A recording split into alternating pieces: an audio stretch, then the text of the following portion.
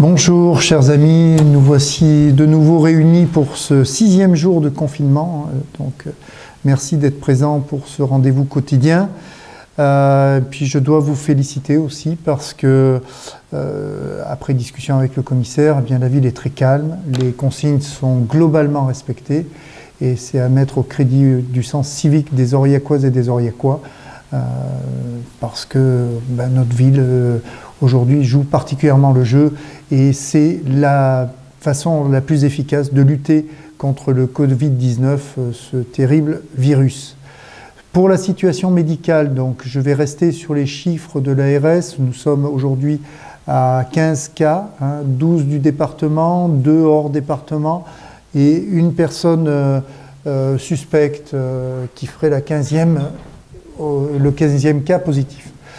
Je dois quand même attirer votre attention parce que vous m'avez posé plusieurs fois des questions sur ce chiffre. C'est vrai que ce chiffre en soi a peu de signification, si ce n'est sa progression. C'est vrai que tout le monde n'est pas testé.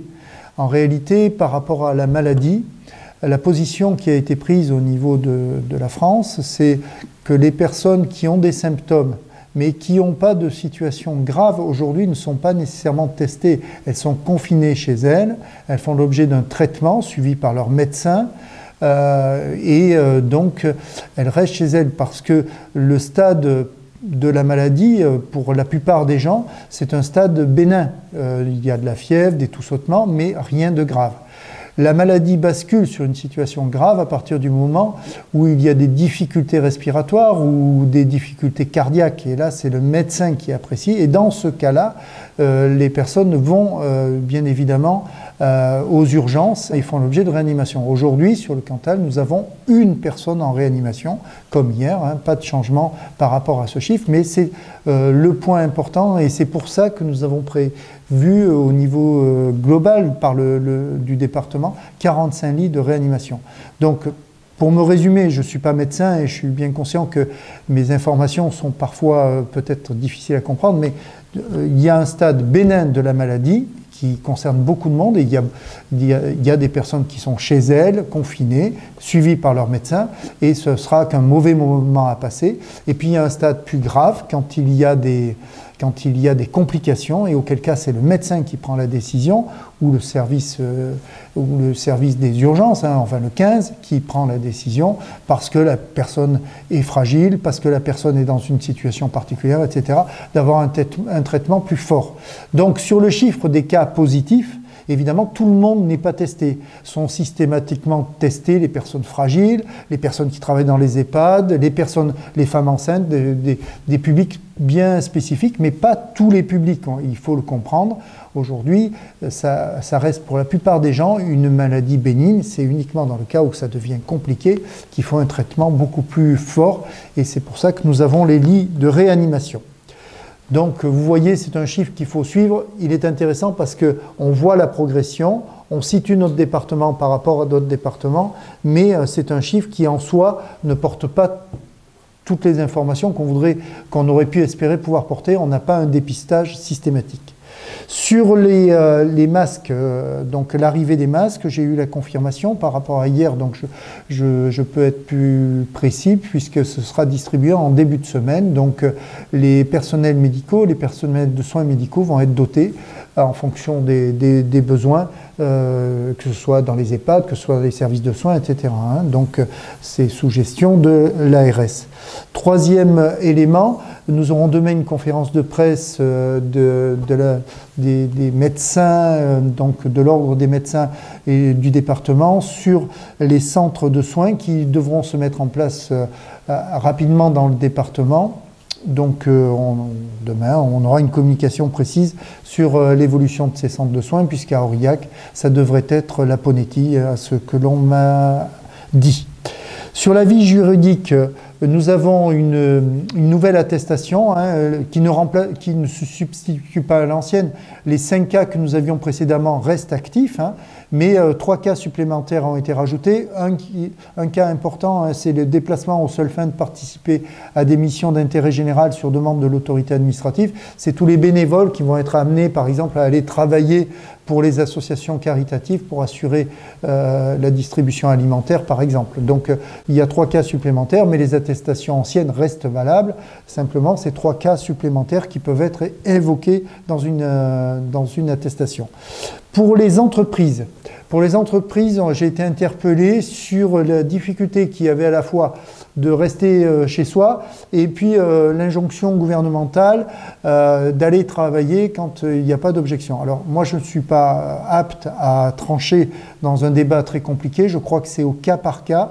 Je comprends que des artisans pourraient travailler sur un chantier quand ils sont tout seuls, mais quand ils se déplacent en camionnette, par exemple, ils peuvent être 5 dans la camionnette. Donc, vous voyez, c'est des difficultés où je n'ai pas une réponse générale. C'est simplement se rapprocher à la fois soit des services de la directe, soit la chambre de commerce, soit votre organisme professionnel pour avoir des clarifications, parce que très sincèrement, c'est au cas par cas et ça dépasse une réponse collective que je pourrais faire. Sur la situation du couvre-feu, on a vu un certain nombre de communes qui rencontraient des difficultés et dont les maires avaient jugé utile de mettre la ville en état de couvre-feu. Après discussion avec le commissaire, ce qu'on constate sur Aurillac, c'est qu'on a des gens qui respectent les règles de confinement, qui, quand ils sortent, normalement ne font pas d'attroupement. Donc le couvre-feu serait déplacé dans une ville comme Aurillac où on respecte quand même particulièrement bien les consignes. Si demain les besoins se faisaient sentir, évidemment, j'aurais aucun état d'âme à prendre un arrêté de couvre-feu, mais aujourd'hui ce n'est pas pertinent. Donc continuons à être ce que nous sommes, c'est-à-dire des gens respectueux du droit et qui respectent les règles de confinement, mais aussi les règles d'éloignement. Sur la vie sociale, je l'ai dit, mais je sais que c'est attendu par beaucoup de personnes, les associations caritatives vont reprendre leur service demain.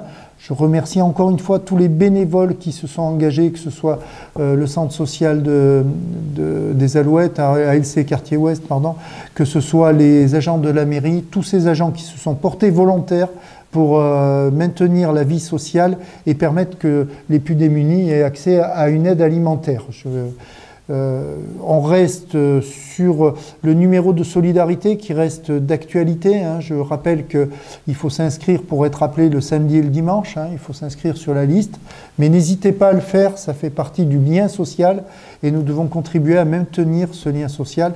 Là, j'ai aussi des remerciements pour les assistantes sociales du CCAS qui ont accepté de remplir cette mission, y compris le week-end. Pas d'attroupement, ça reste la règle de base. Je fais un appel au sens citoyen. On peut se parler, on peut demander à des gens de ne pas rester attroupés sans nécessairement appeler le commissariat qui ne peut pas intervenir sur chaque lieu dès qu'il y a plus de 2 personnes réunies. Donc respecter les règles d'éloignement, respecter les consignes de ne pas s'attrouper, de ne pas se regrouper. J'ai parfois des appels très angoissés ou des messages très angoissés. Je voudrais rassurer les personnes, leur dire que la situation est quand même particulièrement bien suivie dans notre département, que tous les services sont mobilisés pour apporter des réponses. N'hésitez pas à utiliser le dispositif voisin vigilant, de vous parler les uns les autres et de faire preuve de solidarité les uns envers les autres. Il faut aussi être vigilant sur les situations un peu qui pourraient naître de la promiscuité, de situations de violence vis-à-vis des enfants, vis-à-vis des femmes. Donc soyons vigilants, travaillons ensemble, n'hésitons pas à faire preuve de solidarité et de fraternité les uns avec les autres parce que c'est la meilleure façon de lutter contre cette terrible crise. À titre d'exemple, ce matin, j'ai rencontré une personne qui allait voter. Alors, il n'y a pas de vote aujourd'hui, il n'y a pas de deuxième tour des élections. On verra ça beaucoup plus tard. Je crois qu'on a d'autres soucis beaucoup plus importants que ces élections qui sont reportées à un avenir peut-être lointain. Donc pour l'instant, restons engagés, restons fraternels, restons solidaires, c'est la meilleure réponse que nous pourrions faire.